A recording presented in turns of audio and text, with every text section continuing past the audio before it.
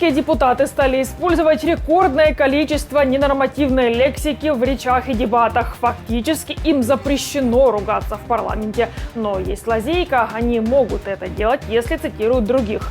Согласно опросам, британцам это очень не нравится. За использование ненормативной лексики на рабочем месте их могут уволить. И они считают, что такое попустительство несправедливое. С вами Нехта. Все самое важное и интересное на этот час. Беспилотник упал на территории завода «Невский мазут» в Санкт-Петербурге. Власти заявляют о хлопках без потерь, но ГУР Украины говорит о другом. После якобы сбития дрона он все равно упал на территорию нашей цели. Киев уже в ближайшие дни может получить новейшие американские дальнобойные ракеты, а вот Евросоюз сможет поставить только 600 тысяч из обещанного миллиона снарядов. Существует большой дисбаланс по огневой мощи с одной и другой стороны. И этот пробел необходимо восполнить. 10 стран приостанавливают финансирование Ближневосточного агентства ООН для помощи палестинским беженцам из-за причастности к нападению Хамас на Израиль. Это действительно вызывает глубокую тревогу. Дорогие подписчики, если вы нас смотрите сейчас, не забудьте поставить лайк этому видео. Ваша активность говорит Ютубу о том, что мы вам интересны, и это очень поможет продвижению наших видео. Итак, вперед к новостям. Российская армия запустила по Украине 20 беспилотников и 3 баллистические ракеты. Силы ПВО уничтожили 14 дронов в Николаевской, Запорожской, Днепропетровской, Кировоградской и Харьковской областях, сообщили в воздушных силах Украины. В Снегиревке, Николаевской области повреждены склады сельхозпредприятия и магазин. Охранник получил тяжелое ранение, сообщили в областной военной администрации. 4 беспилотника атаковали Харьков. На момент записи выпуска известно, что 4 человека ранены. Также повреждены многоэтажки, супермаркет, автомобили и кафе. В Слободском районе зафиксировано попадание 3 БПЛА в жилой сектор. Повреждено нежилое здание, супермаркет, автомобили, кафе. В многоэтажках выбиты окна. Травмирован мужчина 85 лет. У 46-летней женщины острая реакция на стресс.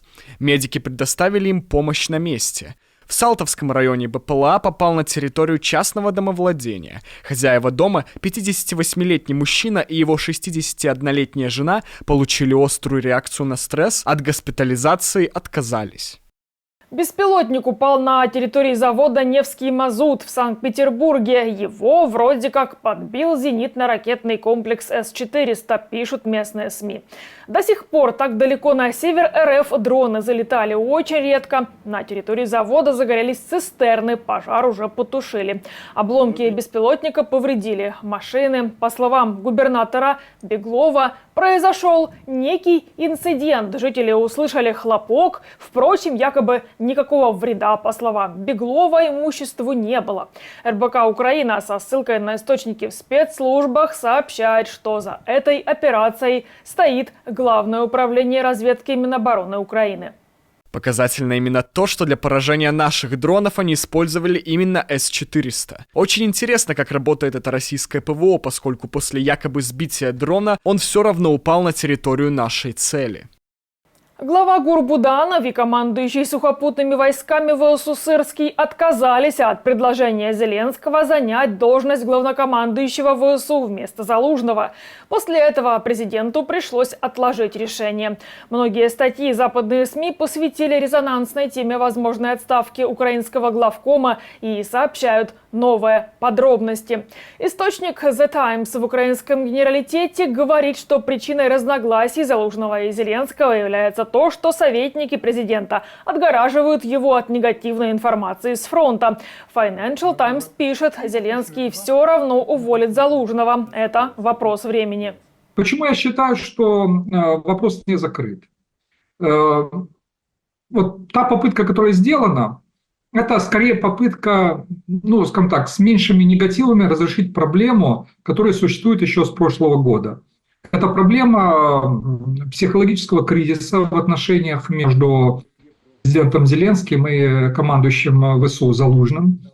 Если раньше это, ну, скажем так, были определенные политические ревности в адрес Залужного, то в последние месяцы к этому добавилось недовольство со стороны президента и офиса президента ситуацией на фронте и одновременно продолжением активности Залужного в социальных сетях и активности его команды в политическом направлении. Что касается помощи Украины, военной помощи Украины, на Западе прекрасно понимают, сейчас альтернативы этому нет. Их, конечно, беспокоит напряжение и даже конфликт в отношениях между Зеленским и Залужным. Да, это тема, которая вызывает беспокойство относительно политического напряжения, ну и как бы сама по себе ситуация. Воюющая страна, и есть проблема в отношениях между верховным главнокомандующим и командующим вооруженными силами. Помощь Украине будет в любом случае продолжаться. ЕС может предоставить Украине до марта только 600 тысяч снарядов вместо обещанного миллиона, пишет Bloomberg. Сейчас воюющей стране не хватает снарядов и ракет для ПВО, для защиты городов и поддержания активной обороны. При этом согласование европейской и американской помощи все еще затягивается. На встрече министров обороны в Брюсселе на этой неделе союзники планируют увеличить объем поставок, но, скорее всего, обещанный миллион останется лишь обещанием. Украине нужно больше боеприпасов. Существует большой дисбаланс по огневой мощи с одной и другой стороны. И этот пробел необходимо восполнить. И именно поэтому Совет примет весьма драматичное решение. Впрочем, на помощь Киеву спешат США. Уже в ближайшие дни Украина сможет получить новейшие американские дальнобойные ракеты GLSDB. Новое вооружение позволит Украине поражать цели на вдвое большем расстоянии. Это вынудит российскую армию переместить склады еще дальше от линии фронта. Украина станет первой страной, которая применит эти ракеты в бою, пишет издание «Политика». По данным источников, первая партия ракет прибудет в Украину уже сегодня. Впрочем, в Пентагоне конкретные даты не называют. Я не буду комментировать сроки из соображений оперативной безопасности. Но мы, как я уже говорил, продолжаем тесно сотрудничать с Украиной и нашими отраслевыми партнерами, чтобы гарантировать, что Украина получит и будет готова использовать возможности, которые мы им предоставляем, и как можно быстрее. Если США перестанут помогать Украине в войне с Россией, это можно считать голом в свои ворота исторического масштаба. Такое мнение выразил директор ЦРУ Уильям Бернс в статье для издания Foreign Affairs. По его мнению, решение Путина развязать войну принесло его стране только позор и обнажило ее слабости, проблемы с экономикой, раздутые масштабы военной помощи и коррумпированный политикум. Бернс также предсказал, что нынешний год будет тяжелым на поле боя для Украины и станет настоящим испытанием на прочность. Ключ к успеху заключается в сохранении западной помощи Украине. Это относительно скромная инвестиция, составляющая менее 5% оборонного бюджета США, приносящая значительную геополитическую отдачу для Соединенных Штатов и значительную отдачу для американской промышленности. Сохранение поставок оружия укрепит позиции Украины, если появится возможность для серьезных переговоров. Это дает шанс обеспечить долгосрочную победу Украине и стратегический проигрыш России. Украина могла бы защитить свой суверенитет и восстановиться, в то время как России придется нести постоянные издержки глупости Путина. Интернет вернулся в Россию после нескольких часов проблем. Минцифры России сообщила, что техническая проблема была устранена. Накануне вечером по всей России случился сбой в работе Рунета, не открывали сайты и приложения сервисов. Предположительно, сбой был связан с экспериментами по созданию национального сервиса доменных имен. Очередная стадия вот этого исполнения закона, который называется закон об изоляции интернета, на самом деле закон о суверенитете, как называют российским. То есть, по сути дела, это государство пытается создать очередной внутренний сервис среди тех, который он вынужден получать за рубежом. То есть на случай, если мировая общественность решит Россию отключить от ДНС, во что я совершенно категорически не верю, это просто что-то космическое такое, да, что нас отключат от этого. Соответственно, Россия пытается создать для домена в зоне .ru свой вот этот вот аналог. Ну, то есть Наверное, с технической точки зрения даже можно сказать, что это, в принципе, оправданная история, да, вот. Но, соответственно, у нас это, естественно, все делается не для защиты суверенитета технологического, да, а для того, чтобы использовать это в каких-то репрессивных механизмах.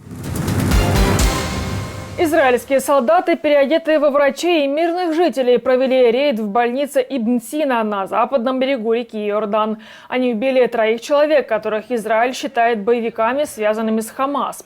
Видео с камер наблюдения зафиксировало, как выглядела эта операция. Ранее палестинские власти обвинили Израиль в массовом убийстве на территории гуманитарного объекта. Но, по данным Израиля, убитые не были пациентами больницы, а скрывались внутри здания. Один из них был одним из организаторов нападения на Израиль 7 октября минувшего года. Мы не хотим превращать больницы в поле боя, где пациенты находятся справа, врачи и медсестры слева, а террористы посередине.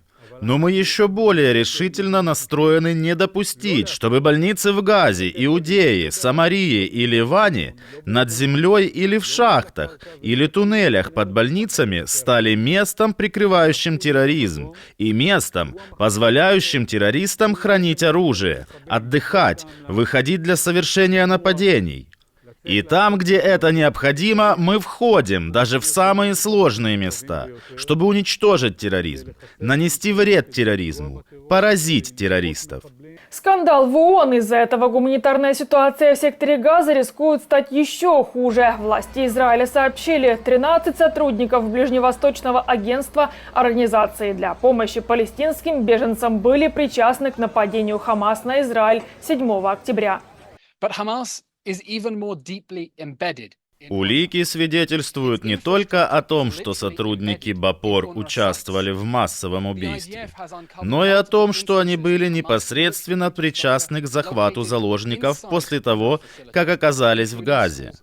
По крайней мере, 2 израильтян, выживших в плену у Хамас, рассказали, что их держали в домах учителей БАПОР, а один из них перемещался между укрытиями через объекты БАПОР.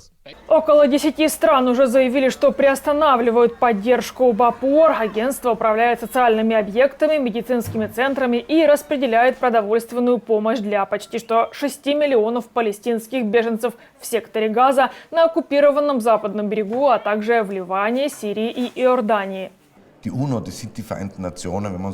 С точки зрения Австрии, ООН – это нейтральное мировое сообщество. И она действительно должна играть роль в мирном урегулировании и диалоге на Ближнем Востоке. А сейчас ее обвиняют в предвзятости и даже участии в террористических актах. Это действительно вызывает глубокую тревогу.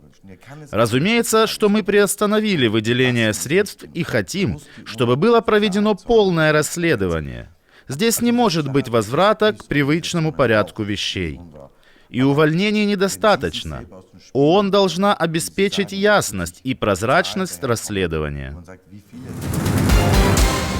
На этом ставлю точку. Благодарю, что были с нами. Если вы хотите получать информацию более оперативно, приглашаю присоединиться к нашей многомиллионной аудитории в Телеграме или Иксе. Поблагодарить нас за работу можете с помощью кнопки «Спасибо» под этим видео или же по ссылке в описании.